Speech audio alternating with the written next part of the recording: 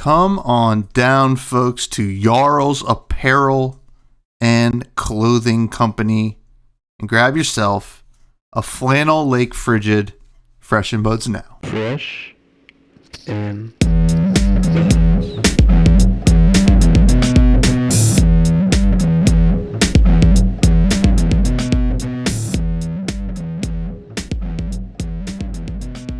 All right, folks, welcome back to yet another episode of Fresh and Buds. I'm your host, Tommy Fresh, and you are all of my buds. And today we got a very special guest. It is Mr. Classic, aka LSS, Kieran. How you doing, my friend? Welcome to the show. Very good, thank you. Thank you for inviting me on. I'm glad to be here. I'm glad to have you. And I was telling you before the show, I just came from a draft pro quest, so I have so many questions about why is Acilio killing me so much, whether it's me playing Acilio or playing against Acilio, but we will get to that. We have a great episode for you all. We're going to get to know Kieran and then check out his fresh faves, and then also some listener questions at the end. But I figure we'll just start off. Well, first of all, how you doing? How's it going? It's your weekend. You having a good weekend? It's 5 years of Flesh and Blood. Yeah, no, it's great. We had sort of a office celebration thing on Friday with everyone catching up to celebrate the 5-year anniversary. Looking forward to the stream we're going to do, I guess, tomorrow in real time. So it may have happened by the time this comes out. I think I'm going to be a part of that. So yeah, everything's going pretty well. I'm just loving Flesh and Blood. It's been really cool to see the great reactions of the community about Rosetta. Yeah, so all good over here. Yeah, and that stream did already happen, and my God, Kieran, it was the best stream I've ever seen in my life. I can't believe they said that, and all those things happened, and that was so cool. So I'm glad everybody enjoyed it as well. Now, let's get to know the man behind the classic, or the classic man. You have such a storied relationship and involvement with the game that we love. Can you tell us about your beginnings, as a player and podcaster? Yeah, sure, absolutely. And, I tend to ramble, so if I talk too long, feel free to give me a bit of a hurry up. So I guess I started back in 2019 for Flesh and Blood. The origin story, which I've told a couple of times, is I was living at the time with my friend Carol and Tom Penny, so two current devs. And Tom was the guy who actually got us into it. So he was telling us there's this new card game came out called Flesh and Blood. It's made by James White, and we all know James from our sort of gaming days in New Zealand. And he's like, you got to try it out. And if in the fairy tale it would have gone, Carol would be like, yeah, that sounds great. Got straight into it. In real life, we were like, I don't know, man. Like, we used to play a few other card games like Magic and stuff growing up, and by this point, we're like, not sure if we really want to get back into like a full-on trading card game. And so initially we're like, no, we're fine. And then, but good on Tom, he kept at it, and he sort of brought around some packs and was like, do you guys want to do? Oh, actually, no, Tom wasn't living with us this time. It was Carol and I were living with some other people. But then he's like, do you want to do a steel deck? I'm like, I don't know. And I think the second or third time he managed to convince Carol. And then I walk past and I see them playing on the kitchen table. And Tom's like, well, hey, the deck's already built. Do you want to jump in? It's like, okay, sure. So I jump in. My first ever playing Flesh and Blood, I was playing Bravo, is I go like Slog is in red, regurgitating Slog for like a whole bunch of damage on Dominate turn 1. I'm like, hey, this game actually seems okay. And then that was the start of it all, really. From there, Carol and I talked about it. We're like, this game's really cool, but we'll probably just play limited. We'll just turn up to maybe a draft or a sealed event. And then 3 days later, I dropped like $300 buying a whole bunch of Katsu cards. I bought like a Cold Foil Mask of Momentum and a Cold Foil Tunic, for like $100 or so back then. And I'm like, it's so expensive.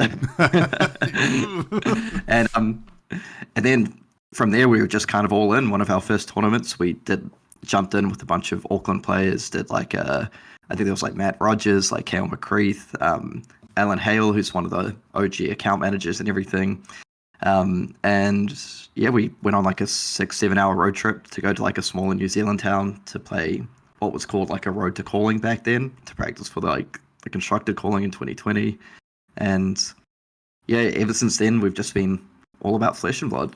I guess in terms of the podcasting side is so that kind of came about just because in the early days there wasn't a whole lot of content out there. There were just like little bits here and there, and not very too much on the competitive side of things. And there were people putting out videos just trying to like help people out with how to learn to play the game and stuff, and a few gameplay videos, and they were pretty good. And like sort of no shade at some of the OGs, but some of the competitive content we've just felt that it was like lacking a little bit. You know, we're seeing stuff like a few too many turn zero block with all your equips kind of thing, and we go no. So I kind of talked about it with Carol a little bit. I'm like, hey, do you want to have a go at like doing a podcast? And we've never done this before, but we're like, you know, maybe we can share just like a little bit of the knowledge we've picked up and see if people find it helpful. So we're just like, yeah, all right, why not? So he came around to my apartment. We didn't have any recording gear or anything. And I'm like, I'm pretty sure my phone has this voice memo function. So should we just do that? He's like, cool. So we just put my phone down in the middle of the table. We hit record. We talked for like 45 minutes. And that's how Session Blood was born. And, you know, it was great because I have no editing skills, but Carol's pretty good at that stuff. So he put together like the iconic intro, I like to say. Yeah. And yeah, then we just went from there, and we started doing a bit more podcasting, and then we started doing it in video form, and that was pretty much my origin story, I guess, for Flesh and Blood. Well, it's a pretty awesome one, and kind of super cool because, at least for me specifically, because when I got into the game, I love podcasting. Obviously, I've been doing it for a bit now, but you know, the first thing I did was who's making podcasts, and I believe the first two I listened to were Attack Action Podcast and you guys, and I was like, oh, you know, sweet, and like, you know, it just got me so excited to get into the game, and then also the podcast myself, just to hear that there were other podcasters. It was just kind of cool because, you know, back in my Magic days, I listened to like limited resources, like religiously. So like just to have that kind of relationship, because I've talked about it before, but the cool thing about podcasts compared to other content, I think, and you can correct me if you think this is wrong, but it's part of people's daily commute, their weekly commute, you know, it's in their earbuds, on the bus, on the train, wherever, in their car. It's just such a really cool thing. And I love when I meet someone who's like, that was your inclination, was to like podcast. And I'm like, oh yeah, which is really neat. Now, it's funny. I'm just going to say quickly, speaking of we're back when we were recording them, I'd always sort of go back and listen to them like just before we sent out the final one, and even when it was on YouTube. And my partner, she'd always find it funny because, you know, I might be like in the other room and I'm listening and I'm like chuckling away. She walks through and she's like, wait, are you just listening to the podcast you just did and laughing at all your own jokes? I'm like, absolutely.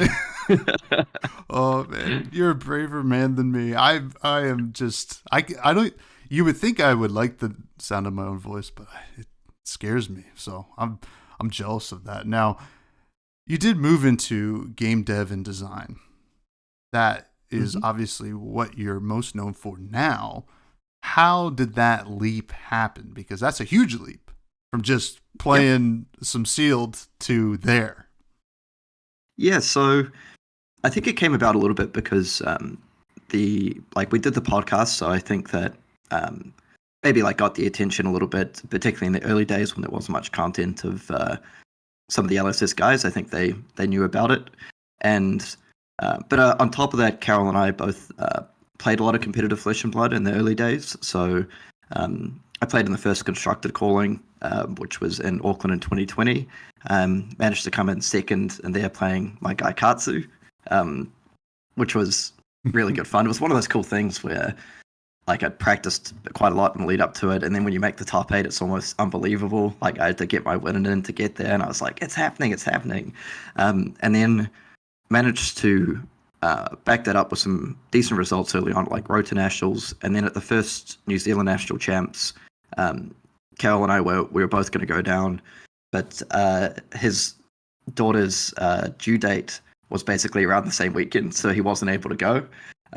So I ended up playing I wasn't really sure what I wanted to play. It was back when like Dash was the deck to beat, and I was getting kind of frustrated. Then like the week of, Carol was like, "You should play this Rhino list." So I like basically took his list, made a couple of changes, went down and played Nationals, and was fortunate enough to make the top four.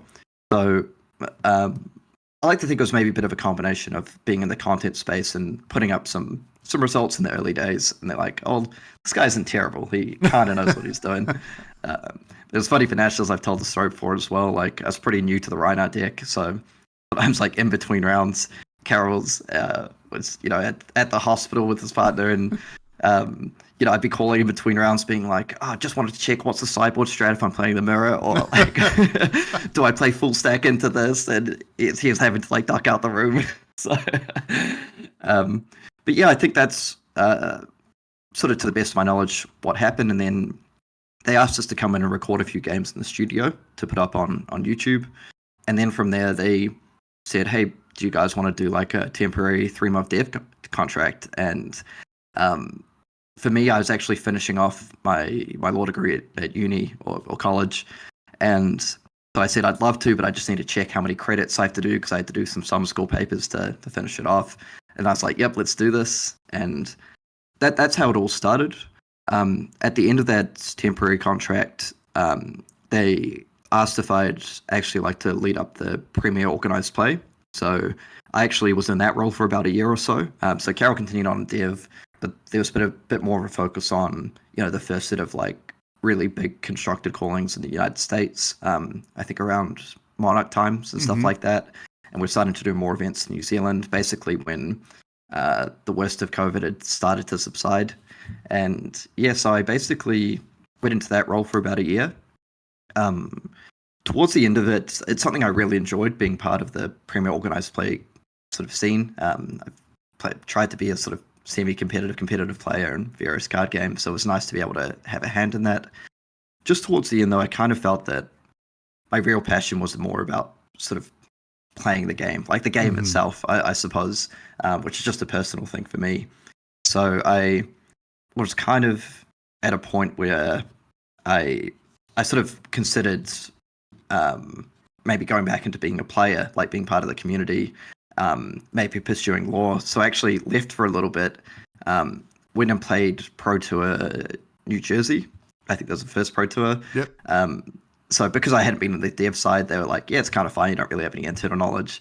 But I had such a good time there, and I ran into James, who's such a great guy, and he was just like, "How's the job search going? Hey, if you want to come back, even do some temporary work, just let me know." And I think that experience, once I got back to New Zealand, I was just like, man, I just love Fab so much. Like I just want to be part of it again. And so I thought, I talked about it with my partner, who's very supportive, and she's like, "Hey, if game dev is kind of what you want to do, then go for it. Like, just be happy." Same with my parents. So I kind of took my shot, and I messaged James a very like polite thing on the Saturday. I was just like, "Hey James, was just wondering if I could have a few minutes of your time to talk tomorrow." He's like, "Yeah, sure thing. Here's my number." So I give him a call and just said, "Hey, like after the experience, I feel like quite passionate about like the game dev side of things, and I was just wondering if there's any chance I could come back and blah blah blah." Kind of expecting the worst, and he's like, "Yeah, sure thing. Do you want to start in 2 weeks?"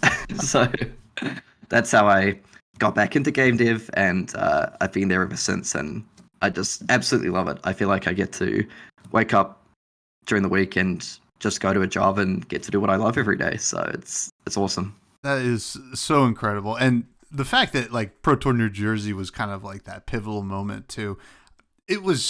That weekend was amazing for so many people. And it was like the energy there. I had never felt anything like that. So like, I totally understand why you would come back and be like, "Hey James, this is awesome," which is really, really sweet. Now, I mean, you've experienced like, since then, the game has grown exponentially, right? This game is huge. 5 years doesn't look like it's going anywhere. I hope. Geez, what over the past like 4 years or more than 4 years that you've been at least playing the game, what has surprised you the most about this game and the growth around it? I guess just seeing it take off in such a big way in so many different countries around the world. And also, like, to give you an example, when I was doing Premier Organized Play, when I was organizing nationals for, I think 2021, we had something like 25-ish countries, give or take a few. And I think in the last round we had like 40 to 50 plus or something. So just the fact that it's like such a big global game now, and just seeing it really take on a life of its own, like seeing the community built up around it. So not just the competitive play or even just the armory play, but like the cosplayers, the content creators, like the people interested in the lore and everything, and seeing, you know, it's been really cool seeing stuff like competitive play groups and teams like crop up all over the world. So just, it's just really, really cool to see how much people love the game, and just seeing the staying power it's had as well. You know, trading card games, extremely competitive industry. You see so many sort of pop up for a little bit and then just fade away. I think Flesh and Blood, through like just the power of how good the game is, and people just really buying into that, and just seems that seem to just have such a solid foundation to build on and just get bigger and bigger and bigger over time. So, like, I'm not sure if I'd say it's a surprise so much. I mean, I've always been a huge cheerleader of the game, but it has been really, really great to see. Yeah, just the growth and just all the offshoots of the community springing up around that. Well, the cool thing about the game too, and this growth, is we're starting to hit a point now where, you know, the ebbs and flows of any game, people will take a step back from the game and whatever. But we're getting to the point in this game, it's been around so long and it's being so successful, is that you're getting people coming back, right? Which is really, really neat. Yep. And I wonder if that's even a metric you guys can even really measure at LSS, but it's got to be, I mean, even today at my ProQuest, which was 20 some odd people, 10% of those people had come back to the game, which was really, really cool to see. Now, is that something you guys take a look at or keep in mind? Like, hey, like, we're growing, but we also want to maybe find that original kind of crew and what made them fall in love with the game. I think some of that information is probably more on the operations and account management side, so I wouldn't have necessarily direct insight into it. But I think it is always really cool when, you know, just on a personal level for me, you know, if I'm on Twitter or Facebook or Discord or whatever, and just seeing people saying like, yeah, hey, you know, life got a bit busy and I haven't actually played since, I don't know, since Monarch or since Bright Lights, whatever, but I saw Rosetta and I just thought like I had to get back in and play this. And like, that's always a really good feeling for us. I think for the dev team and stuff as well, it feels like we've done our job and helped, help turn James's vision into an actual fun and engaging play experience. So it is really, really cool to see that. And on top of that, I love seeing sort of just new players get into the game as well. You know, sometimes people from other card games coming in and just saying, I kept hearing about this from friends and I thought I'd finally give it a try. It's always really nice to see. First, you know, you get to almost see their journey in real time. They're like, hey, I'm going off to play my first armory. And then maybe a week later, this person's saying, I love Flesh and Blood so much, I'm actually building this deck and I'm going to go play a pro quest. And it's all about the sort of shows that some of the onboarding experience is working. You know, you start with like the learn to play, and then people might pick up something like an armory deck, like the KO armory deck. I know that's how Andre Mengucci started, you know, really big content creator, big card player, and just seeing some of that work, like the actual, you know, I started with the armory deck and then I upgraded it, and then I played it at Pro Quest and I played at the Calling, or people saying, you know, I started with the First Strike decks or the IRA Learn to plays, and just watching their journey progress and just kind of seeing them fall in love with the game in a similar way to how I did all that time ago, just saying, I'll try this new thing. Maybe I don't have the highest expectations, but once you actually start playing it, being like, hey man, this is freaking cool.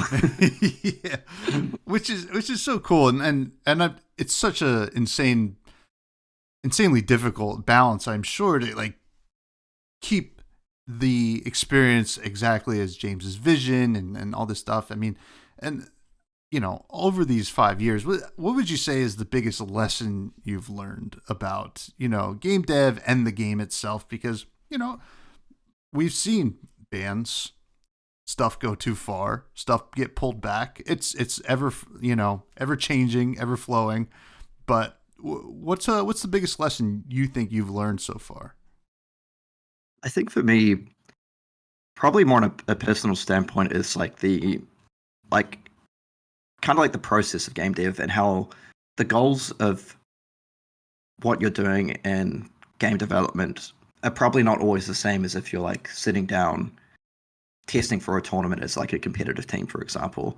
So I feel like when I first came in, I came in kind of because I started in Tales of Aria. That was the first set I ever worked on, and then I went into sort of Premier OP, and then when I came back, the first set I worked on after that was Outsiders.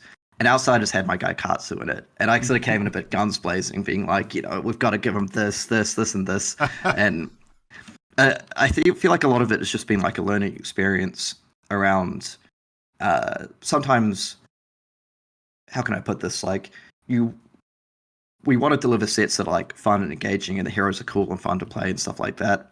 But at the same time, like maybe sometimes all heroes don't need to get everything all at once. Like you got to aim for balance and a fun play experience. But sometimes, maybe a hero doesn't come out the gates immediately tier 1, but then that leaves, as James explained, it leaves some design space further down the road for you to give like some additional tools or like cool different ways to play the game. And also sometimes it's about like, cards that, hey, maybe this card would be great for this hero right now, but is that going to restrict what we're able to do in the future for other things like that? And, perhaps that's something like Bonds of Ancestry, which, I think was a fantastic tool for Katsu and everything, but then kind of led to maybe a couple issues down the road with heroes like Zen and all that. So I think I think on a personal level for me, like game dev is definitely a collaborative task. So I wouldn't say it's like me taking on lessons and sort of changing the scope of development and everything. But I think on a personal level for me, it's kind of just about taking a step back and looking at a wider view of things and kind of, understanding the vision and trying to work towards that. And sometimes it's not always just about things like power level and everything, which can be a mindset from a competitive player, like, is it strong or is it not strong? These are the only metrics. Sometimes it's more about other play patterns fun and engaging, and like, is this a hero as well that maybe a neuro or casual player could pick up and have some fun with? Like, there's a lot of different metrics, there's a lot of different audiences for our sets. Yeah, and it's difficult, right? There's so many things going on, and like Bonds of Ancestry was totally fine in Katsu for a long time, and then something like Zen comes around, and we're like, okay, that's a bit much. All right, now that does bring me to the book bans, the burning of the books, as they're saying, which was a huge change, right? This is a giant monumental change for Flesh and Blood, I think, in a very positive direction. And there was a talk that LSS put out on YouTube with Brian and James, which if anybody hasn't watched it, I definitely recommend they do, because it was just awesome, right? You guys don't have to do that at all. And it's nice to be able to actually watch that kind of stuff. But the thing that interested me the most was they mentioned a period of time, I believe James mentioned it, that it took you all took a step back to work on what the fix for this issue was going to be, right? You all sat down for a couple weeks or whatever. And the thing that came out of that was this huge banning, a kind of reshaping of how you want the design of Flesh and Blood to go in the future. What was that process like? Because that's like probably a huge change in your day-to-day at work and stuff like that. And like, we got to put something down for a second. Let all hands on deck. What was that like? Yeah, it was a pretty cool experience, I have to say. So the interesting thing for us is quite often we are generally operating, quite far into the future, with us working on things that haven't been released yet. So by the time a set comes out that we've worked on previously, there's probably a fair bit of time that's elapsed.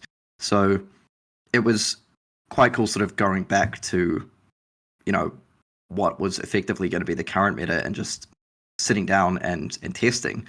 So kind of started with, like, as James mentioned in that talk, of him sitting down and just figuring out, what do we want the new foundational design principles for Flesh and Blood to be.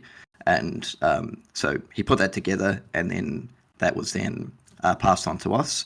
And that sort of also informed our testing for this. So basically, it's like I mentioned before, sometimes it's not always just a pure power level thing. It's about, if we go ahead with these bands, is the new metagame going to be generally in line with the new design principles that James had laid out?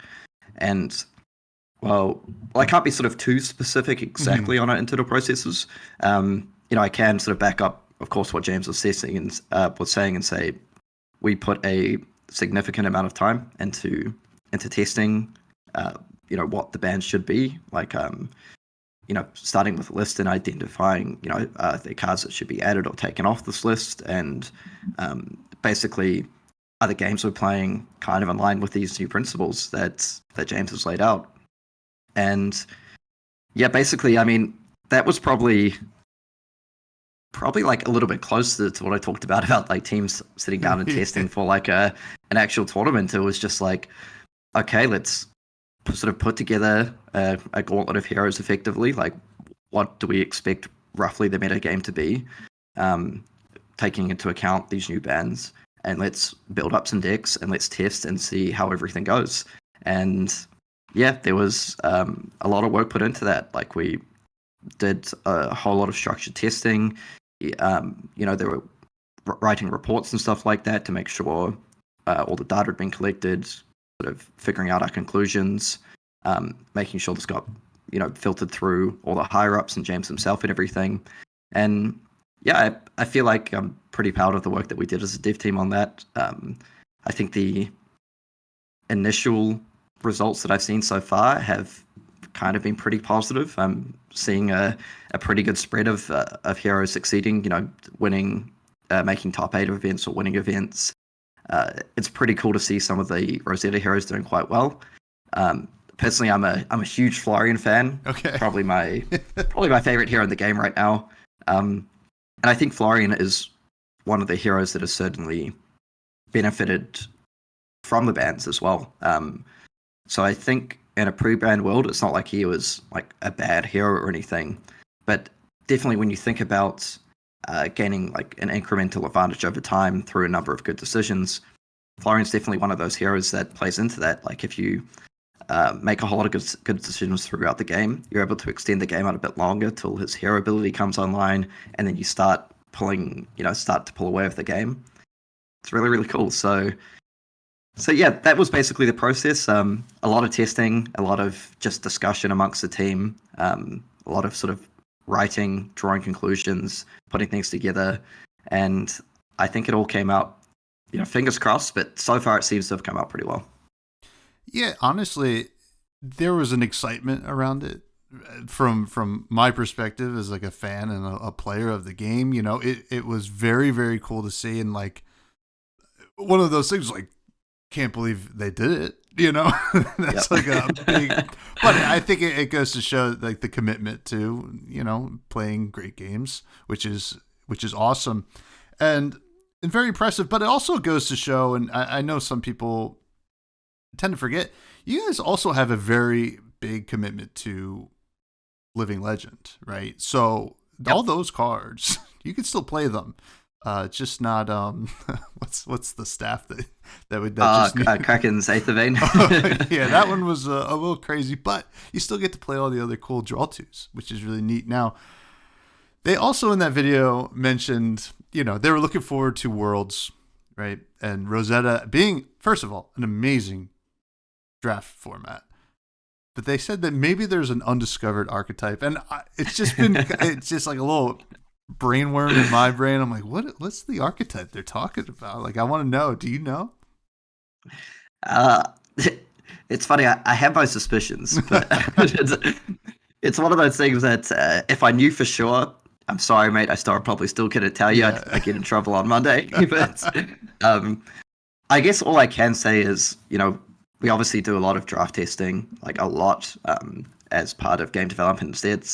And what I can tell you is that I have lost in many strange and mysterious ways during draft. Like there are some really strong, really innovative drafters on the game dev team.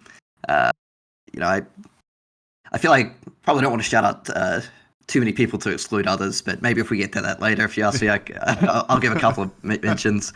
But I saw a lot of cool, like interesting and diverse strategies come up over time. It's quite cool because it's one of the things where, you know, you draft for a little bit, then someone comes up with something new and tries it, and then you play against them. You're like, damn, that's pretty sick. Like, I kind of want to try it next draft, and then you try it, and then someone else comes up with something else.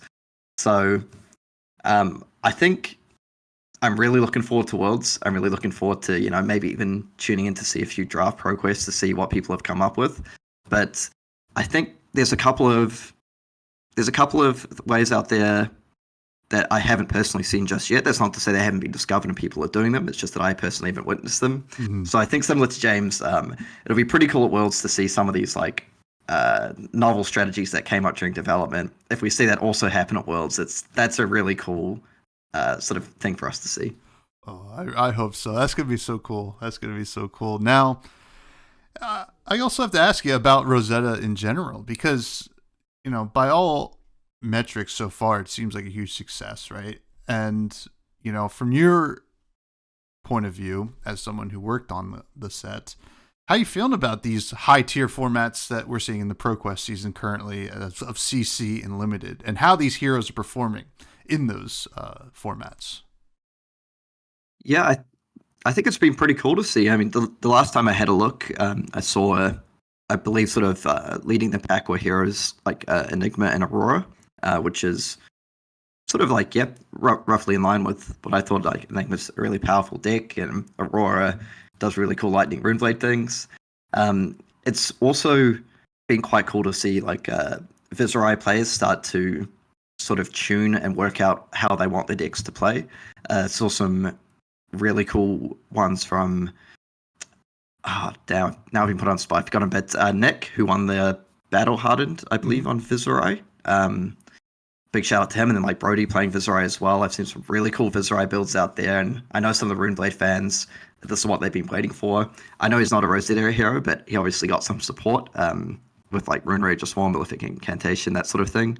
But also really cool to see heroes like Florian, like I say, one of my faves. And I feel my feelings about Florian, it's always been one of his greatest strengths is his flexibility. So depending on what you identify the meta to be, is he can be built in a multitude of different ways. And I think it's been like really, really cool to see some of the different builds coming out so far. So we have seen some of the builds like I think I've seen Yuki's one, which is very much built around, you see a lot of non-attack actions that defend for 3, like blue non-attack actions. So you're really taking advantage of these embodiments of Earth. You're really utilizing your bark skin, and you just have, you know, your premium decompose cards, your rebound characters, Phalanx of the Crown, etc., and just playing this like really strong mid-range grindy plan that over the course of a game, if you play the deck well, you feel you can outvalue the opponent. But then I look over at some of the lists coming out of Japan, and there's some like really cool innovative lists coming out of there as well. I think I saw one of Shoma's lists, you know, Pro Tour Amsterdam winner on Azuri. So, you know, whenever he builds a deck, I pay attention. Like, I feel that's the guy who knows how to identify like what is the meta and how can I target it. And we saw that with him playing Azuri into what was like a new NZ meta, just to like absolute clinical display. But I've seen some really cool lists come out of Japan where it's focused more around almost, I don't know, I don't want to describe his deck form, but almost like these semi-OTK style strategies, like a lot of rune chant generation, like rune blood incantations, I think some read the runes, things like Ninth Blade of the Blood Oath, channel Millennium Tree plus the Scepter of Pain, which is really cool. Really cool to see some players doing that. We like that's something we explored a little bit in Dev as well. So for me, I know I focused a lot on Florian just because I like it so much, but it's been really cool seeing some of the different builds come sort of popping up in the world. Same thing for Aurora as well. I mean, I feel the builds are sort of starting to unify a little bit, but just seeing people like try out a few different cards here and there, and am I going more of an instant-based strategy? Am I focusing more on this? And Verdance as well.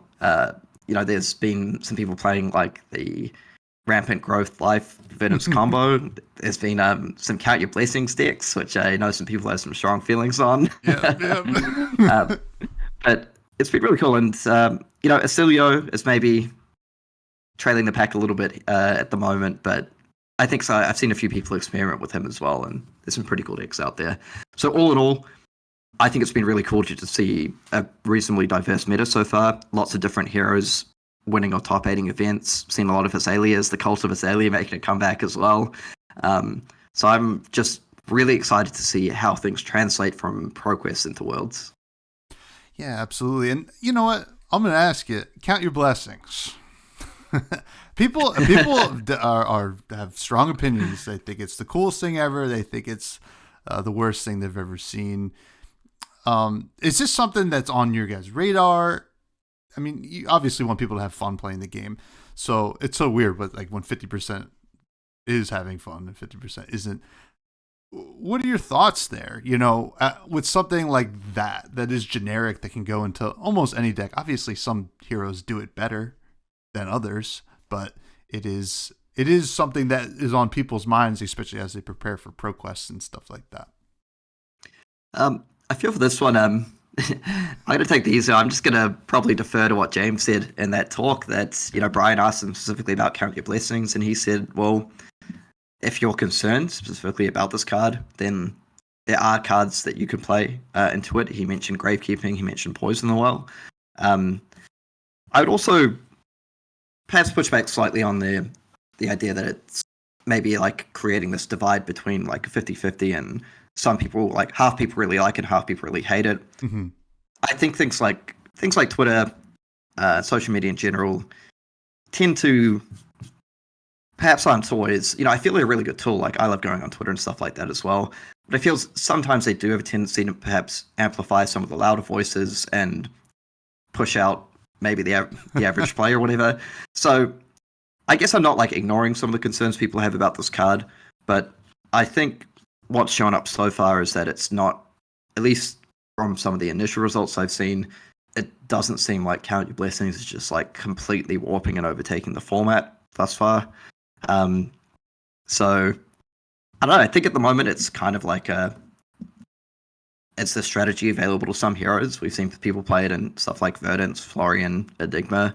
I mean, from what I saw a couple of times in a couple of Enigma mirrors I've seen on stream, the deck without the Count Your Blessings seemed to actually pull a hit on value in the super long game. We'll see if that stays true or not. But ultimately, I don't know. I kind of just agree with James. If you're really worried about it in your particular meta, then there are options to combat that. And I mean, one of the cool things I like about particular things like ProQuest as well is that, like, yeah, sure, there'll be people traveling from outside your local community to come and play.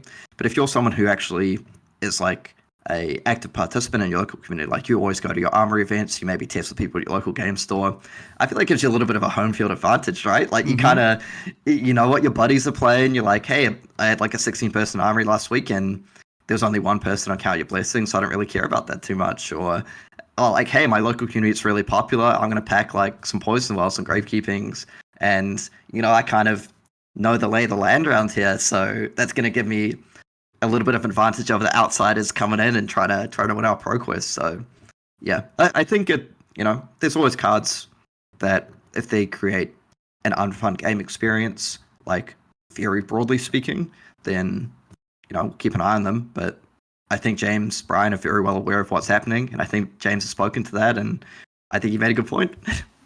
Yeah. Hey, listen, I just wanted to see if, you guys are all on message, and yeah. No, but thank Trying you. To catch me slipping there. No, but thank you for answering.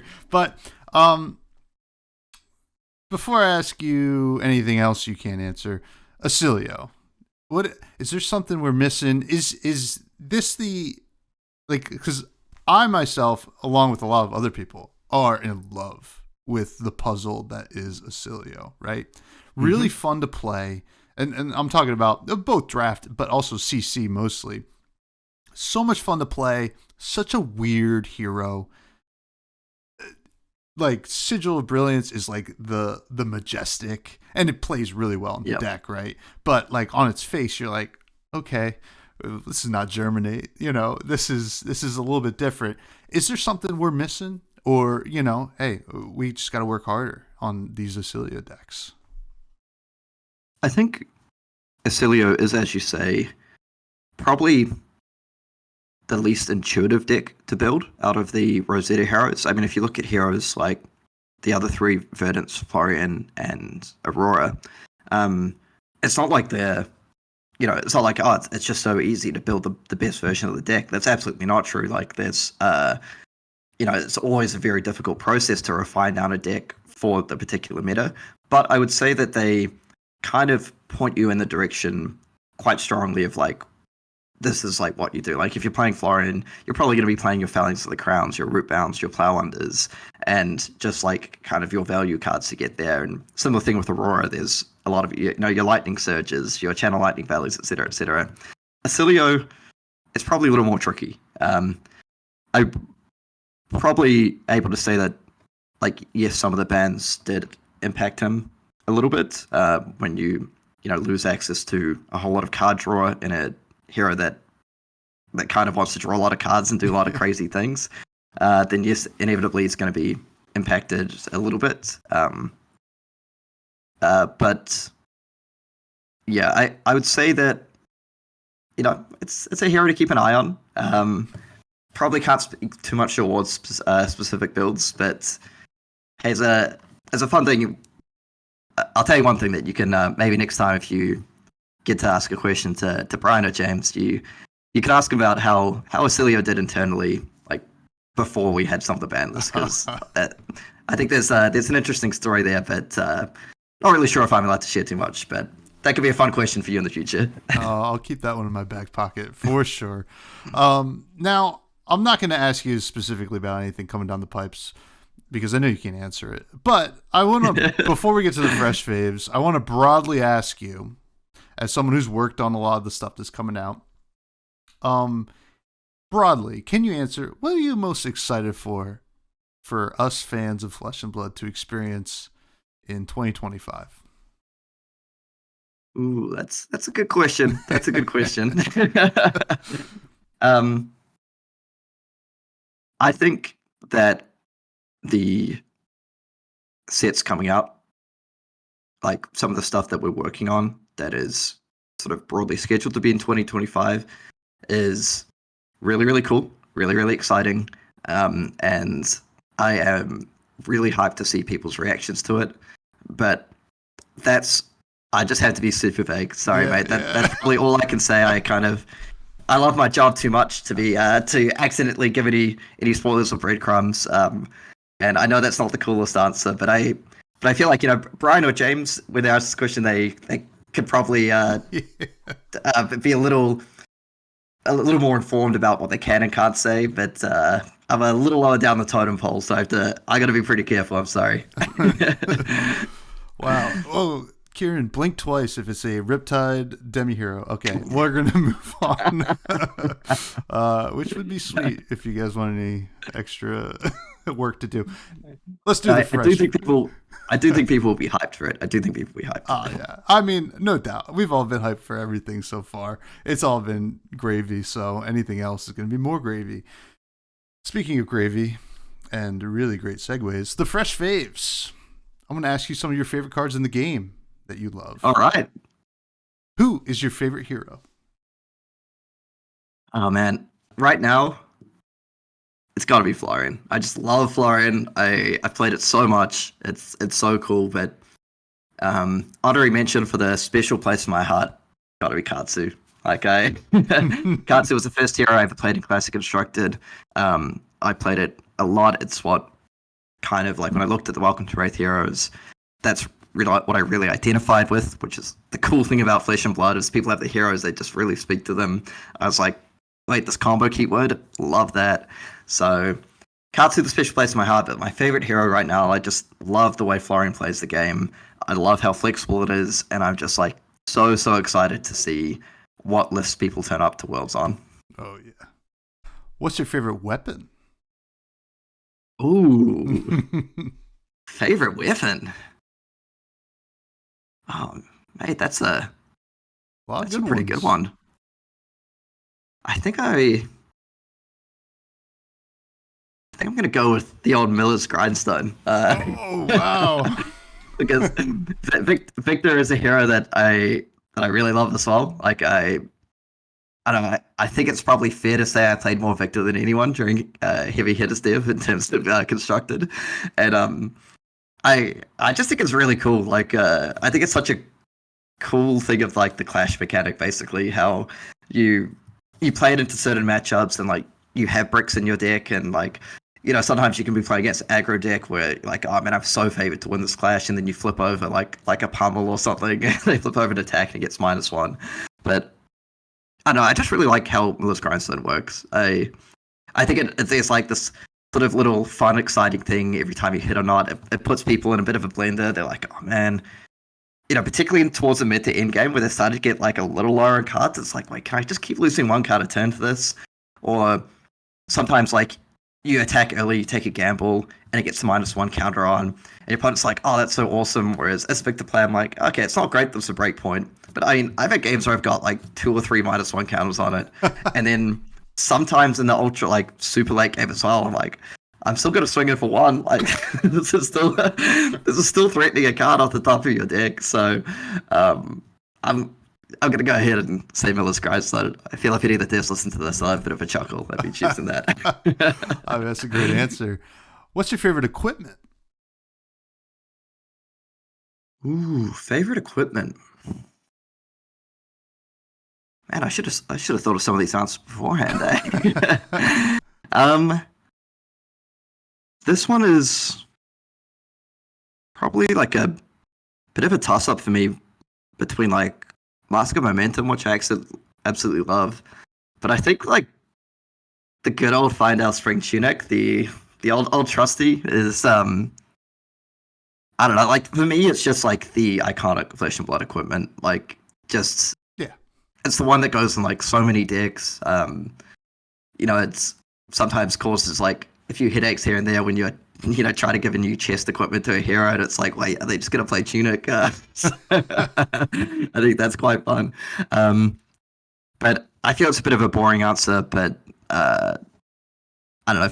Findale Spring Tunic, I just think it's such like a really like cool, simple design. It's something to like, and it has this like small element of skill involved where you have to remember your Findales when your tunics, your tunic counters. The first calling top 8 I played, I missed my tunic trigger on the first 2 turns of the game because I was so nervous about playing a top 8. But there's definitely some honorary mentions. Like I really like playing with Bloodshea Skeleton back in the day. That's gonna love that. That's a bit of an infamous one these days. But yeah, and I mean, probably another honorary shout out to like Scabskin Leathers. I just think it's quite fun, like all the debate and drama that causes around like, are you meant to roll, are you not meant to roll? But I feel like one of the fun things like about Scabbies is like it always feels like a throwback to like the old school days of Flesh and Blood, where it's like, okay, this is the signature legendary for Brute. And I remember looking at this card, and I'm like, okay, yeah, Battle Worn 2. And then I was like, yeah, and you get to roll the dice. And I'm like, excuse me? He's like, yeah, you roll the dice and you get that many action points. And I'm just like, that's pretty cool. Like, it's, I don't know. I don't think it's really fair to call it like a relic of like the old school fab necessarily, but I think it's just such like a fun thing to still have in the modern game as well. Like, you had the Scabskin Leathers and like, it just being such a thing. Like, I just feel it's exciting when you're watching a game. One of the most tense moments in a game is like there's a KO playing at someone else, and they're like, all right, they're reaching for the dice, and the commentator's like, oh, they're gonna do it. They're reaching, like, all right, and they roll the Scabbies, and it's like, okay, this is a make or break point. I think it's pretty cool. As someone who's played a lot of Scabskin Leathers, I agree. And I used to play it when we needed Gambler's Gloves. Damn it, now Yeah, everybody. There's so many cool equips though. Like now you got me thinking. Like the Aurum Aegis as well for Victor. It's sick. I love that. But yeah, I mean I could probably go on. But those are some of my favorites. Yeah, no, those are some good ones. Now, what is your favorite card to throw in your deck? Could be a non. This is an easy one. Easy one. This is an easy one. I feel my answer has not changed since 2019 when I first started playing the game. I'm a huge Enlightened Strike guy. I love Enlightened Strike. I think it's just one of the coolest cards ever. I remember like James like a long time ago said back in the early days of the game, talking about Welcome to Wraith, saying how one thing he didn't necessarily love about some other card games that have just come out is that either like don't always have access to like these cohesive, powerful cards. That's not always true, but you know, it has popped up in some other card games previously, and so yeah, he just sort of mentioned, you know, you got to make sure you give heroes and stuff some tools, some fun stuff. But I just feel like E-Strike is like the perfect card to me. It just does it all right. It can go in like obviously there's some exceptions, but like nearly every deck.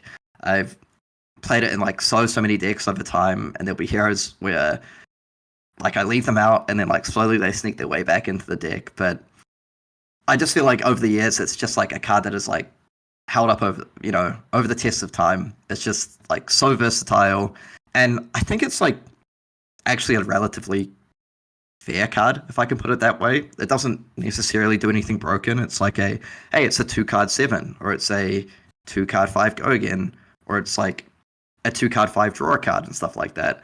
But just the sheer versatility of it, I think it's like a really cool sort of like skill tester card as well. Like how do you like what mode do you choose at each point in the game? Particularly, I think an aggro deck's the classic one of like, do I just E-Strike for 7 here, or do I set up an Arsenal for next turn? Oh. Am I dodging Arsenal's disruption? Am I just trying to push damage? Do I need this next card to set up? I don't know, just all these little things. Beautiful art as well. Yeah. Like way back in the day, one of like the first foil playsets I wanted to pick up was, you know, I shout out the money back then, but for the foil Alpha E-Strikes, I've still got them in my collections to this day. I've got my Enlightened Strike mat, which I had way back in the day. You know, when I go out and play sometimes, it's the one I bring along. It just ticks all the boxes for me. Like, you know, and it's rude, it's a pretty basic card, but I just love it. I just love everything about E-Strike. You know, there's some E-Strike haters out there, and neither of them are on this podcast right now. We're some E-Strike lovers on this podcast. That is a great answer. Thank you. That card's awesome. Yeah, I love it. Enlightened Strike all day. All right, here's a tough one. What class and talent would you be if you lived in the world of Wraith?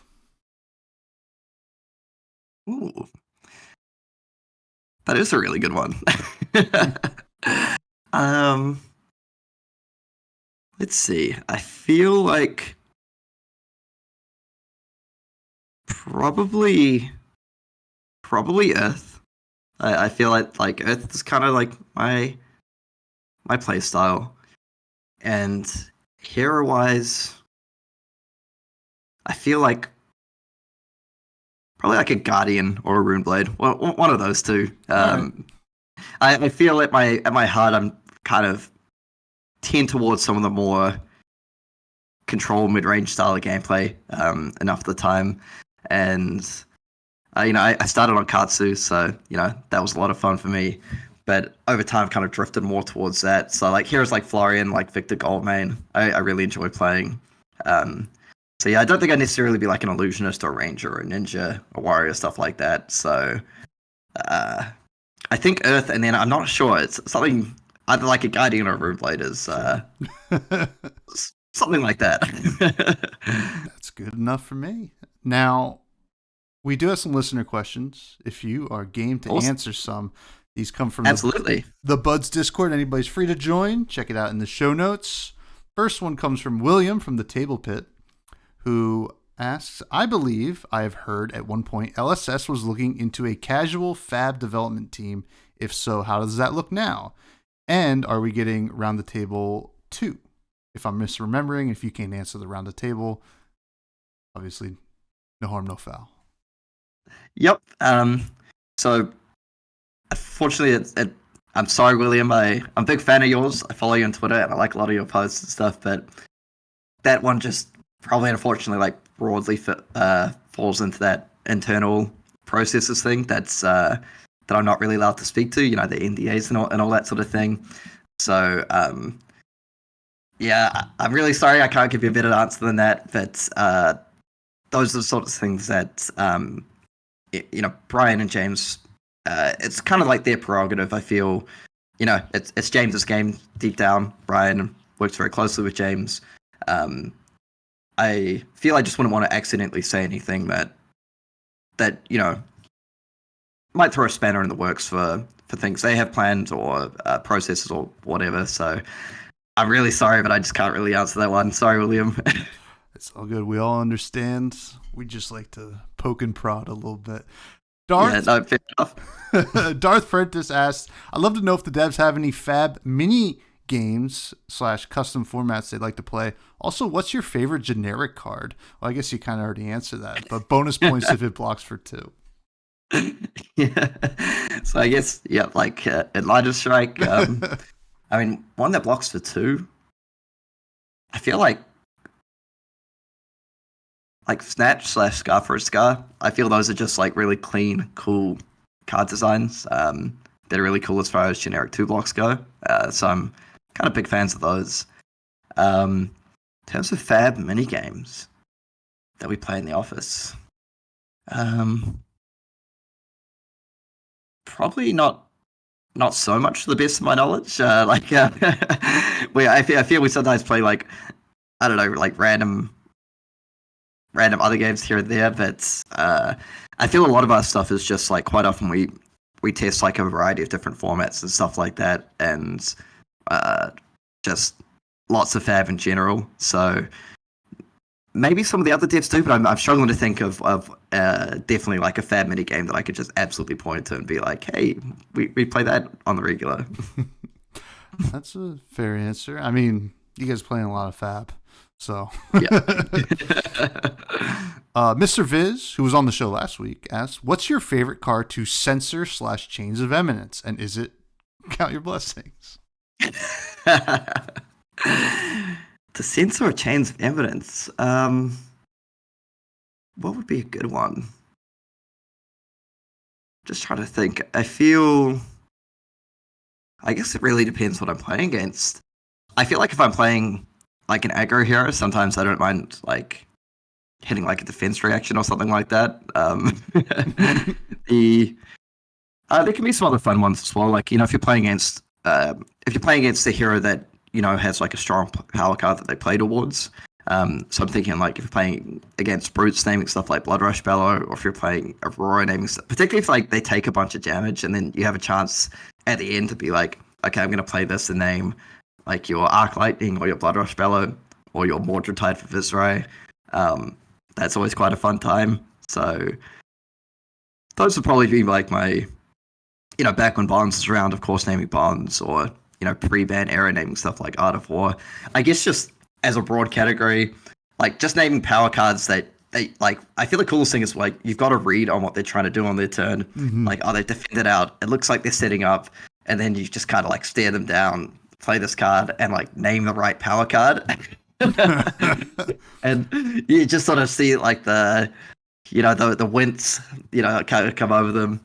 That's probably my favorite thing to do with those kind of cards. Oh man, sneaking in a censor against KO when they clearly blocked down the one card and saying Cast Bones. Cast Bones, yep, that's a really good one.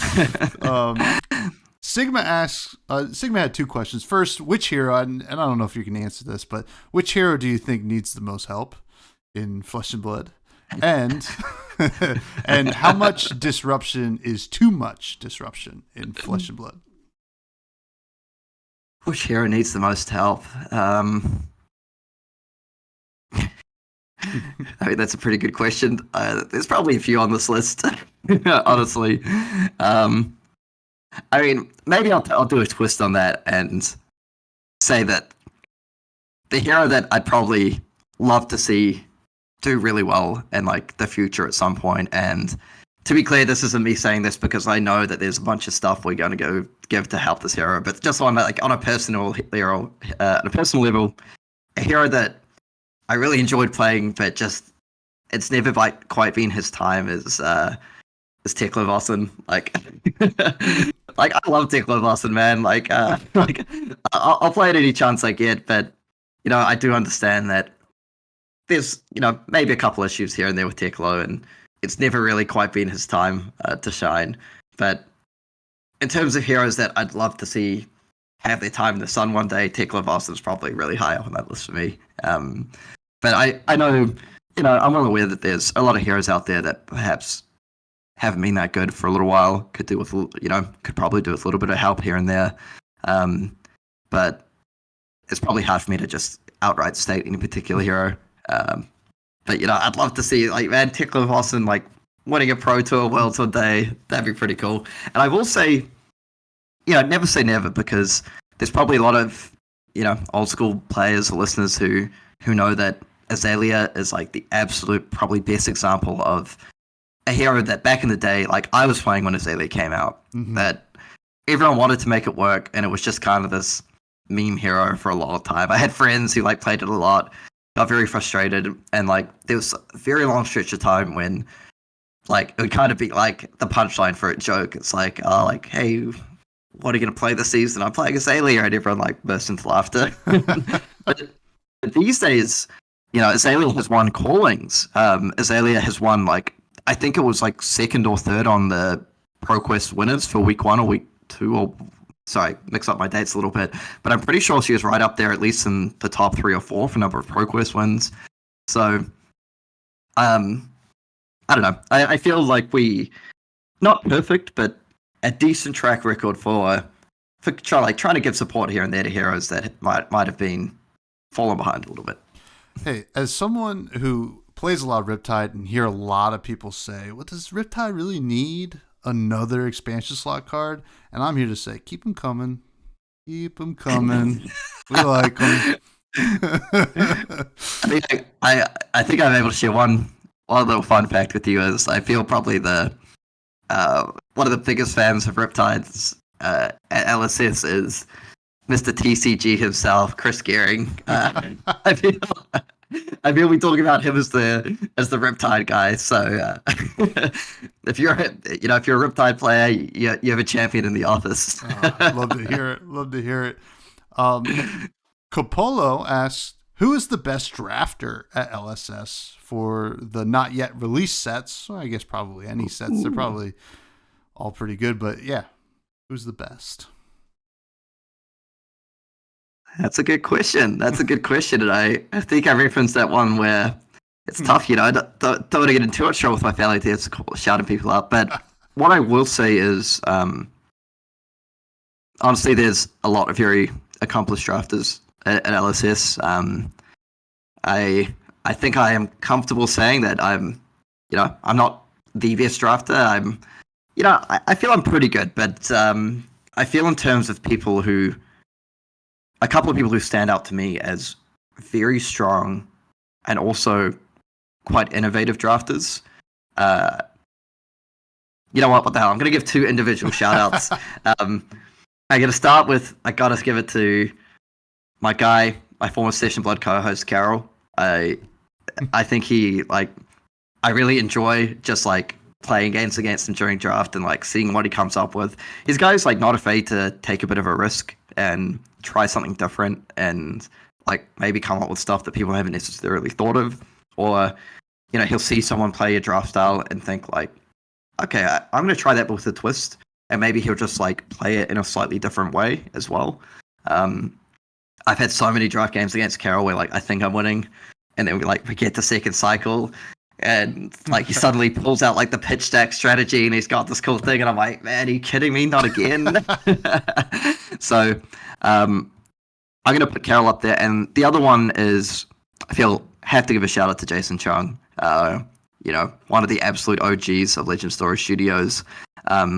Again, very strong player, very strong drafter, and extremely innovative. Like what I talked about in Rosetta, losing in a lot of strange and mysterious ways. I feel like Jason was behind a lot of those. Like, nothing worse than like I drafted like some really strong deck and like, all right, let's start it up and we'll play.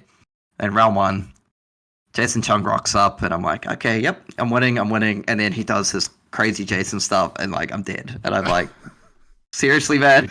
And he might be played 2 more rounds and it doesn't work out. And he's like, oh, Kieran, like, just wanted to say my strategy sucked. You were the only person I beat. And I'm like, thanks, love that. But like I say, like no shade to all the other dev team. Like really good drafters there. But to me, like I feel, you know, Carol and Jason, they deserve their flowers. Like I feel time and time again, they've just proved themselves to be fantastic drafters, extremely innovative in what they come up with. And yeah, really cool. Sometimes just sitting behind and watching their draft process and like, you know, pick 3, they'll take some card that has been going around, you know, that seemingly has been going around very late in packs previously. And I'm like, okay. And then, you know, and then they pick up a couple of cards around it and you start to see what they're actually building towards. And it's like, okay, now like I get it. And you could say, oh, well, you should have just waited and taken that card like 12th pick. But sometimes they're like, it's a critical part of my strategy. I have to have this particular card. It's not worth the risk to me letting this come around. Or other times they'll do whole strategy around cards that always come around, and they'll be like, well, yeah, I'm just gonna pick all this other stuff, and then I'm gonna take all the stuff 9th and 10th pick, which you guys aren't taking, which I know is really good in this particular thing. I don't know. It's just really cool. I feel no coincidence that 2 of the people who have been at Legend Story Studios in game dev for probably close to the longest amount of time, you know, excluding some of the people like obviously like James, Chris G, etc., etc. But yeah, I think it's always a fun time drafting with those guys. Oh yeah, that sounds like so much fun. Now, I got two questions in a row. I don't know if you'll be able to answer, but we're gonna ask them anyway. Croix Weinstein asked, "Is PVE still something LSS is considering? The original announcement as flagship social play product was over 2 years ago.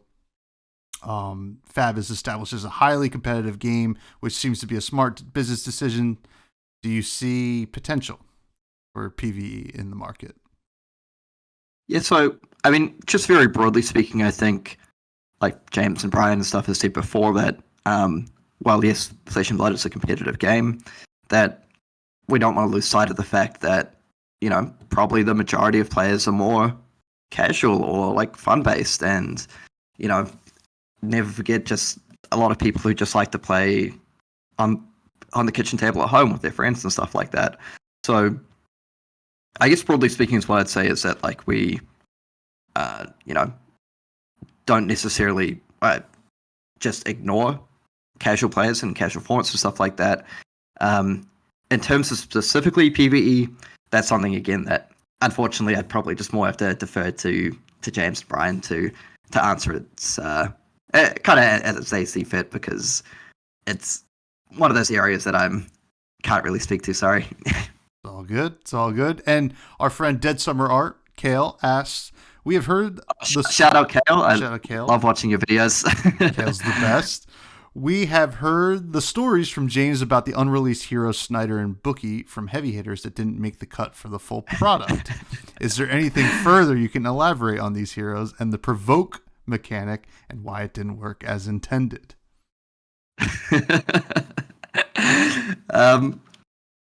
Yes, Snyder definitely drew some strong reactions internally. There were people who just like absolutely hated Strider and Provoke.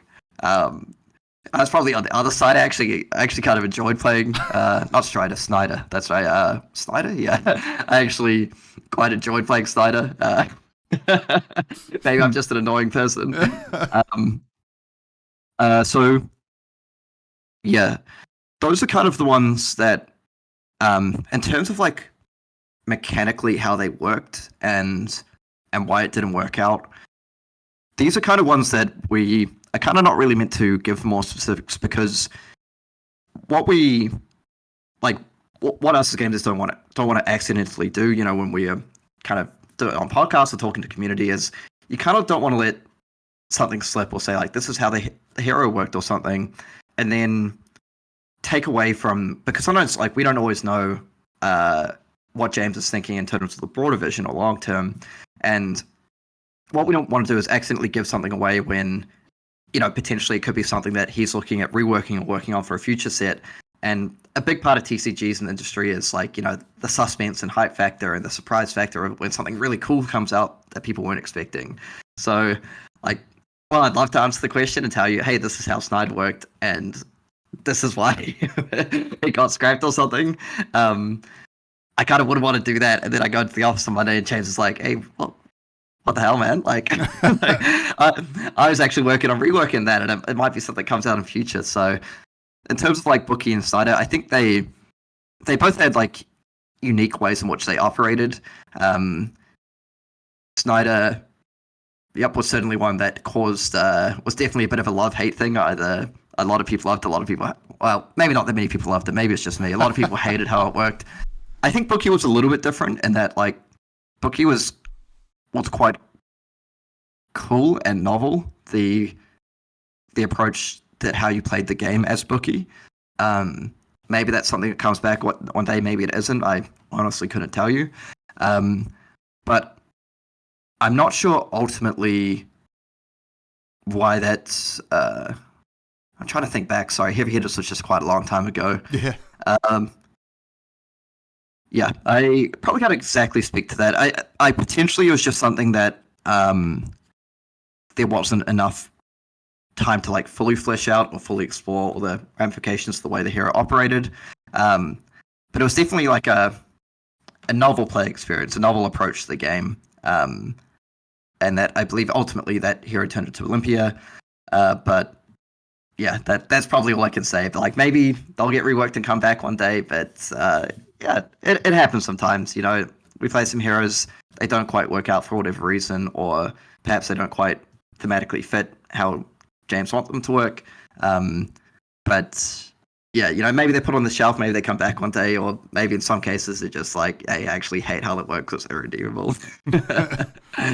Well, I think the name Bookie is enough for me to draw my conclusions based on my my experience with them. Now, that's going to do it for the show, Mr. Classic. This has been just wonderful. I really appreciate you. We all do, especially all the work you do, as well as being a face for the game in the booth now, coming on podcasts, talking with fans all the time. It's really awesome. So I want to thank you. And also, please plug anything you'd like to plug. Oh, well, no, I just want to say no problem at all, actually. I quite like just going on podcasts sometimes. It's quite a cool way to just connect to the community and stuff like that. I don't get out to the game stores quite as much as I'd like. That's something I have kind of made a bit of a goal for myself for the rest of the year and next year, is to actually just go out to more armories and ProQuest and stuff like that, to hang out with people. That's why I really love going to events like Pro Tour Amsterdam. It's just getting to talk to all the people and faces, people I see online all the time, or people I might have played with in the past. It's really fun because ultimately it is about the community and getting together in the flesh and blood to chat and people. So, in some small way, even though we're not quite in the flesh and blood, chatting with content creators like yourself is a fun way to connect. In terms of shout outs, plugs, probably not too much really. If you want to follow me on Twitter, I've just stolen the old @SessionBlood handle. So that one is me. I just don't know. I just encourage people to really get out to the ProQuest season and get out. I mean, I know that we have a whole lot of Battle Hardens and stuff coming up as well. There's some really cool armory promos and all that coming out soon. So I just always encourage people to get on and play it within their local communities and stuff like that. And hey, if you can make it to Worlds, that's awesome. Get along. That's going to be such a sick event. I'm really looking forward to watching that. I just really encourage everyone to play your local stores and tune into Worlds when we get there, because it's super hype. I guess I would plug the stream, but hey, that's already happened, right? Yeah, that was amazing. Listen, you guys always surprise me with these streams. Now, you can continue to find me on Twitter @freshbudspod. Check out the Buds Discord. It's a great place to hang out. YouTube, like, comment, subscribe, and check out my other podcast I do with my cousin called Fresh Juice, where we talk about indie video games. That one's pretty fun. And Kieran, I always like to end every show talking a little bit about food. So please hit me with some food you're craving, you're enjoying lately, or something you want to shout out. Oh, well, there's a local cafe near me that does like a chicken pesto and aioli sandwich on some like focaccia bread. Absolutely love that. I've been doing that recently a little bit. um, Otherwise, I don't know, not too much. I kind of love Mexican food, love pizza, all the classics. I love a good chicken enchilada. That's my vibe. Mr. Classic likes the classics. How about that? I have actually sort of one fun question for you since the stream has already happened. Oh, yeah. But I feel there will be, of course, like the 5th anniversary, there's going to be some cool stuff. What do you think the biggest surprise on the stream is going to be? That I think it's the return of Oldham. Interesting. I don't know. Okay. Well, because listen, for those of you who don't know, the stream has already happened, but I have not seen it happen because we're recording before. A lot of people talked about Dromine. Apparently, it's not Dromine now, and then Aurora got plugged in there. I don't know what happened, but I thought Oldham because get Oldham back before Dromine. Come on. Cool. We'll see what happens, right? But I thought I'd just put you on the spot and throw a question back at you. Yeah. I mean, whatever it was so cool. I loved it. I love Flesh and Blood, and I love all of you. And sorry we don't have time for Charmer. We'll get to him next week. Thank you all, and stay